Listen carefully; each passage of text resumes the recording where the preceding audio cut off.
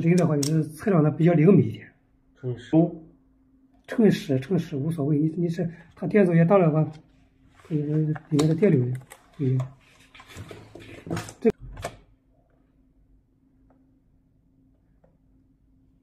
拐弯浆看这个有没有？这是一个，这个中间这个也。这个，你测这是什么？这两个测一下。这是。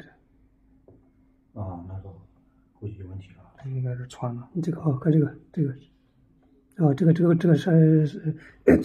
山路穿了，这个穿了。对。这管子肯定跟这个管子肯定有问题，这肯定跟这个山路源这个漏电了。然后再测这边。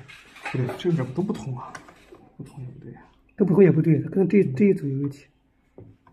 啊，这管子也不行啊，这管子肯定坏了。不用考虑，这个管子肯定没问题，肯定坏了。这个管子也不行，这个漏电，在这个。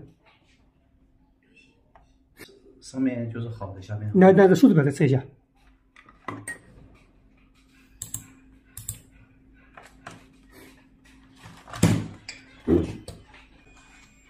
这两个翻过来。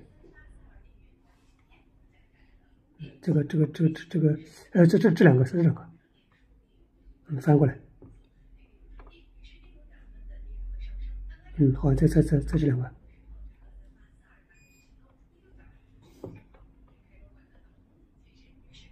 再翻过来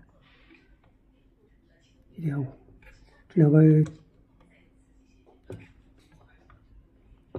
不同，都不同是吗？不同，这是全不同，这一排不同。通了，这不对啊，这山源之间的通了，这个通，这个和这个通，别的不一通，不通是吗？这个和这个不一通，不通吧？这个应该是这个是它俩这个是通的，那正常，那个通着，这个不正常，这个两个通，这个有问题了吧？这个就一个通，这个有问题。我跟你说啊，你测这个对应的驱动还要测一下。你对应驱动测一下，你不测驱动，不测那个板子上驱动，有可能也有问题。因为啥？它这个一漏电以后，这个驱动里面你看到有没有驱动芯片啊？你看到是哪一路的，然后你看到一路的对比一下，看有没有这个，这一路是这边的，这边。管压加。对，你看到你把它这一路是哪一路，然后你对比一下，照对比，看到这个里面检测一下这个有没有误差，这是这个细节。有时候你把这换了以后，这个也有出问题，